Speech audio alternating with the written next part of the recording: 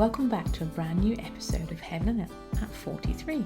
It's our super special episodes leading up to the celebration of my 43rd birthday, where I have the privilege and the honour of sharing with you 43 different stories of the way that people have been impacted by God's love. I hope you're enjoying this series so far. If you've missed any of our stories, you can go back and catch them. They're all available.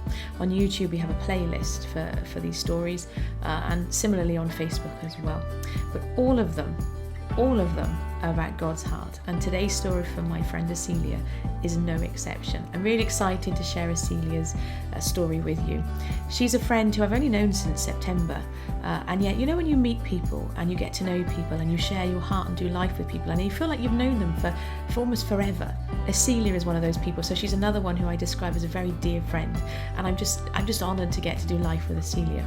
She's a missionary. She's currently in South Africa, and God is having her on a journey towards America and lots of other exciting things. But I'm really honoured to have her on the podcast and to share her story and her heart, because she's somebody else who really does spend time with God and listens to what he's saying to her. So, without further ado, let me hand you over to Acelia.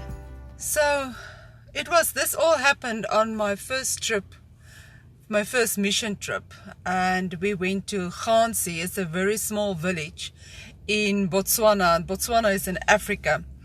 And I went with a Christian school, and this community was outcast by the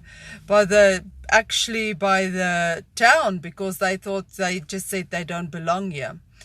So we reached out to them because the local pastor was involved with them. So the one day we went, and it was a feeding day. And I remember that I was standing there, and all this people was just showing up. And I saw this mom and the two little ones. And they were walking out of the bush. And the little ones was about not almost 2 years old.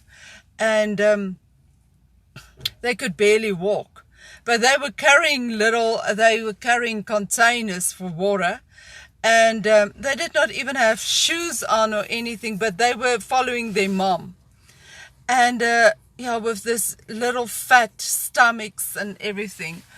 And in that moment, everything was just so much. And I remember that I was, Lord, this is your people. Why is this happening? And it was overwhelming. And because you do feed, and you're like, and do we really make a difference? There's such a lot of people. Do we really make a difference? And I remember so clearly that God said, just feed the one in front of you. Just look after the one in front of you. I am God. I have this. I will look after the rest. And that really helped me on the rest of any of my other mission trips, because it's just look after the one in front of you. Just reach out to the person in front of you. We so quick get overwhelmed, especially when it's in countries that needs help and there's poverty and brokenness and stuff like that. Just remember just to feed the one in front of you, and God will do the rest. In that I really got a lot of peace to go on, and let me just do. God got this. So I love that reminder from God via Acelia to focus on the one in front of you, because like Acelia said, it's really easy to get overwhelmed. It can be overwhelming in that missionary setting that she's in, but life in general, it's really easy to get overwhelmed by, even when we know what we're doing is with God, and we're doing this thing and that thing, and there's lots of moving pieces. And so that reminder to focus on the one. But the thought that kept coming to me as well as I heard Acelia's story was that's what God does.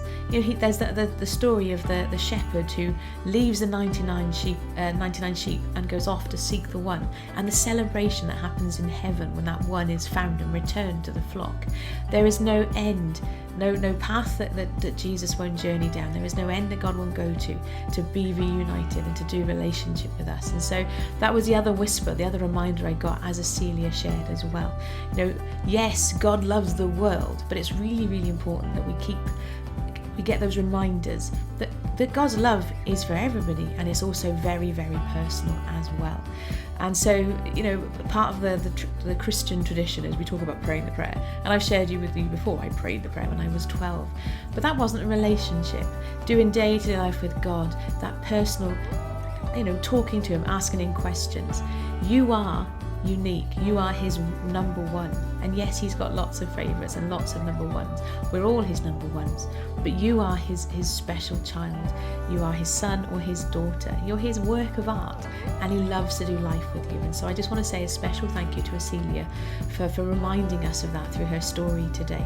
Of course, if you know somebody who you as you're listening, you feel like, oh, that person really needs to hear this today, do please share these episodes.